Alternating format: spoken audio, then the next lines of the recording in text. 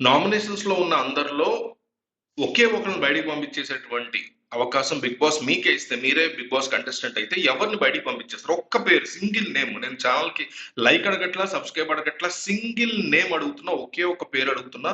మీకే అవకాశం ఉండే, మీరే బిగ్ బాస్ మేనేజ్మెంట్ కానీ బిగ్ బాస్ కంటెస్టెంట్ అయితే, బిగ్ బాస్ మీకే అవకాశం ఇస్తే ఎవరిని పంపించేస్తారు? ఒక్క కామెంట్ చేయండి ఆ పేరు. ఛానల్కి లైక్ అడగట్లా, సబ్స్క్రైబ్ అడగట్లా, కనీసం 1000 కామెంట్లు టార్గెట్ పెట్టుకున్నాం. దయచేసి కామెంట్ ఇచ్చేయండి. ఒక కామెంటే కదా అనుకోకండి, ఎందుకంటే నాకు కానీ మా టీం కానీ మీరు ఇచ్చే కామెంట్ కొండంత బలం అని గుర్తుపెట్టుకోండి. ప్రస్తుతానికి ఉన్నటువంటి నామినేషన్స్ లిస్ట్ లో ఉన్న వాళ్ళలో కళ్యాణ్ ఇమాన్యుయల్ పక్కన పెడితే ఉన్న వాళ్ళలో టాప్ లెవెల్లో ఆబ్వియస్ గా తనుజ నడుస్తుంది 35% ఓటింగ్ తో. నిన్న రాత్రి నామినేషన్స్ తర్వాత మాత్రం ఆమెకి విపరీతమైనటువంటి నెగిటివిటీ వినిపిస్తుంది సోషల్ మీడియాలో. దారుణమైనటువంటి నెగిటివిటీ వినిపిస్తుంది. ఇమాన్యుయల్ నామినేట్ చేద్దామని వచ్చి వాళ్ళు ఫ్రెండ్షిప్ కోసం పెట్టినటువంటి ఒక డీల్ కైండ్ ఆఫ్ థింగ్ ని బయటపడి, అండ్ తర్వాత స్టీరింగ్ అడితిప్పి డిమన్ పవన్ నామినేట్ చేసే ప్రయత్నం చేసి, అందరూ చేసుకునేటువంటి డీలింగ్స్, సపోర్టింగ్ ఇలాంటి దాని మీద డిమన్ పవన్ ని వేలెత్తి చూపించి, బిగ్ బాస్ గేమ్ లో అన్ని గేమ్స్ తో పాటు స్ట్రాటజీతో పాటు సపోర్టింగ్ కూడా ఒక స్ట్రాటజీ అని డీమన్ కుండ బద్దలు కొట్టేలా చేసినటువంటి తనుజ డెఫినెట్లీ ఒక డౌన్ ఫాల్ వైపు వెళ్తుంది, క్లియర్ గా కనిపిస్తుంది. బట్ స్టిల్ తనకున్నటువంటి ప్రీ ఎగ్జిస్టింగ్ ఫ్యాన్ బేస్ వల్ల 35% లో తనుజ నడుస్తుంది. సెకండ్ పొజిషన్ లో షాకింగ్లీ కళ్యాణ్ అండ్ ఇమాన్యుయల్ లేకపోవడం వల్ల వెరీ వెరీ షాకింగ్లీ సంజన ఉంది. సంజన సెకండ్ పొజిషన్ లో ఉంది. రితు అండ్ డీమన్ విషయంలో తను వెనక్కి తగ్గనని కానీ, తనూజ విషయంలో తను చేస్తున్నటువంటి ఒక కైండ్ ఆఫ్ పోరాటం థింగ్ కానీ, హౌస్ లో అందరూ తన చెట్టు మీద తన పేరు పీకేస్ లో డస్ట్బిన్ లో పడేయడం వల్ల వచ్చిన సింపతి కానీ, ఇట్లా రకరకాల రీజన్స్ వల్ల సంజన యొక్క గ్రాఫ్ నెమ్మదిగా పెరుగుతుంది. బట్ ఇమాన్యుల్ కూడా లేకపోయేసరికి నామినేషన్స్ లో ఆ ఓటింగ్ శాతం కూడా ఇటు పడుతుంది. అదొక అటు నుంచి ఒక 15%, తన సొంతది ఒక 10%తో మొత్తం మీద 25% ఓటింగ్ తో సంజన వెళుతుంది. పైగా లాస్ట్ వీకెండ్ దెబ్బకి సంజన లేపారు, బిగ్ బాస్ టీమ్ గెలిస్తే రీతు చౌదరి కూడా లేపారు. రీతులో ఒక గొప్ప క్వాలిటీ ఉంది ఏంటంటే, మెయిన్ రీతు ఎవరిదైతే టార్గెట్ చేస్తుందో వాళ్ళ గ్రాఫ్ ఒకసారిగా పెరిగిపోద్ది. మీరు గమనిస్తే కళ్యాణ్ అప్పుడు నామినేషన్ చేసి 4th వీక్ లో కెప్టెన్ కాకుండా వెన్నుపోటు పొడిచావని బాధపడేది సార్. అప్పుడు నామినేట్ చేసిన టైంలో ఫుల్ సింపతి వచ్చి పీక్ వెళ్ళిపోయింది రీతు టార్గెట్ చేసినప్పుడు.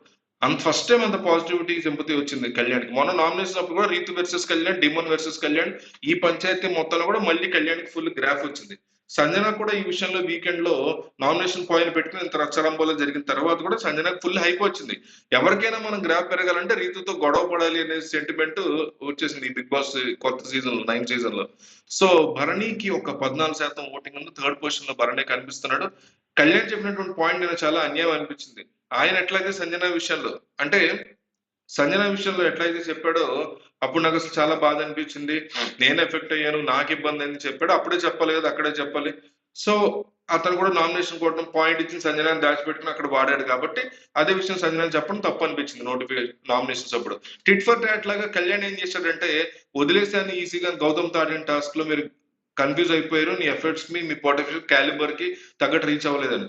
వారిని ఓడిపోవాలనుకోడు కదా, చాలా కష్టపడ్డాడు. అంత ముందు కెప్టెన్సీ టాస్క్ లో 100% పెడితే 101% పెడతాడు. తన కూతురు కూడా మాట ఇచ్చాడు, లాస్ట్ నేనే ఉండిపోయిన కసి అయితే ఉంటుంది, బట్ ఓడిపోయాడు. చాలా కష్టపడ్డాడు స్ట్రాంగ్ గా గెలవాలి ఎట్టి పరిస్థితుల్లో అని. సో 13% ఓటింగ్ తో నడుస్తున్నాడు భరణి. చాలా జెంటిల్మెన్ గా, కామెంట్ కంపోజర్ గా, కూల్ గా రీచ్ చేశాడు. సో ఎక్కడెక్కడికో వెళ్ళిపోతావు ఏంటి అన్నట్టుగా ప్లెజెంట్ గా మాట్లాడడం పాయింట్. అంటే ఓపిక్ గా, సహనంగా బాగానే డీల్ చేశాడని చెప్పుకోవాలి. నెక్స్ట్ ఒక 13% తో డీమన్ పవన్ కంటిన్యూ అవుతున్నాడు. ఇక 5వ ప్లేస్ లో రీతు చౌదరి ఒక 1% ఓటింగ్ ఉంది. అంటే ఐ మీన్ సుమన్ శెట్టికి 5వ ప్లేస్ లో సుమన్ శెట్టి కనిపిస్తున్నాడు. 5వ ప్లేస్ లో రీతు ఉంది, 7%తో ఉంది. 6వ ప్లేస్ లో సుమన్ శెట్టి 6%తో ఉన్నాడు. సో కంపల్సరీగా 6% తో సుమన్ శెట్టి బాటమ్ లో ఉన్నాడని క్లియర్ గా కనిపిస్తుంది. రీతుకి అతనికి పెద్దగా వేరియేషన్ కనిపించట్లేదు. రీతుకి సపోర్ట్ కావచ్చు ఎవరైనా పియర్ వాళ్ళు కొంచెం యాక్టివ్ అయితే మాత్రం ఆమెని ప్రయత్నాలు స్టార్ట్ చేసినట్టున్నారు. సో 7 ఉంటే సుమన్ బాటమ్ లో కనిపిస్తున్నాడు. డబుల్ ఎలిమినేషన్ అయితే రీతు అండ్ సుమన్ వెళ్ళిపోవడం గ్యారంటీ, లేదు సింగిల్ ఎలిమినేషన్ అయితే మాత్రం సుమన్ శెట్టి వెళ్ళిపోవడం పక్కగా తెలుస్తుంది. మనకు ఒక ఛానల్ ఉంది, కింద డిస్క్రిప్షన్ ఇచ్చిన చూడండి. మనకు ఒక టెలిగ్రామ్ గ్రూప్ ఉంది, దిస్ ఇస్ రాము డీల్స్ ఛానల్లో మనకి 40, 50, 60, 70, 80, 90% డిస్కౌంట్ రాగానే ఏదైనా ఇంపార్టెంట్ వస్తువు మేము గ్రూప్ లో పెడతాం. ఒక వాటర్ బాటిల్ దగ్గర నుంచి, ఇయర్ ఫోన్స్ దగ్గర నుంచి, సెల్ ఫోన్, ల్యాప్టాప్, దువ్వెన, ఇట్లా ప్రతిదీ కూడా మేము మీకు అక్కడ పెడతాము. వాటికి వెళ్ళి మీరు పర్చేస్ చేసుకోవచ్చు. చాలా తక్కువ ప్రైస్లో ఉన్నవి అండ్ 4 రేటింగ్ ఉన్నవి, క్వాలిటీ ఉన్న ప్రొడక్ట్స్ మాత్రమే పెడతాము. మీరు ఒకసారి గ్రూప్ జాయిన్ అవ్వండి, మీకు అర్థమవుతుంది. నోటిఫికేషన్స్ ఆన్ చేసుకోండి. వస్తువులు వచ్చినప్పుడు లింక్ ఉంటుంది, అమెజాన్ అండ్ ఫ్లిప్కార్ట్ లింక్. మీరు ఓపెన్ చేసి దాంట్లో పర్చేస్ చేసుకోవచ్చు. అండ్ వరల్డ్ ఆర్బిట్ టీవీ అనేసి ఉంది మనకి, దాన్ని మీరు ఆ ఛానల్ కూడా సబ్స్క్రైబ్ చేసుకోండి. కింద లింక్ ఇచ్చాము. దాంట్లో జియో పాలిటిక్స్, నేషనల్ పాలిటిక్స్ మాడుతూ ఉంటాము. సో ఖచ్చితంగా సబ్స్క్రైబ్ చేసుకోండి.